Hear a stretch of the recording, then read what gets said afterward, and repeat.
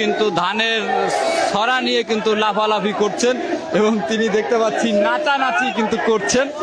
আমরা যদি আপনাদেরকে একটু দেখানোর চেষ্টা করি, তিনি কিন্তু সেলুট দিচ্ছেন এবং নাচানাচি করছেন। আমরা তার এই নাচানাচি, তিনি কিন্তু ধানের ছড়া নিয়ে কিন্তু লাফালাফি করছেন।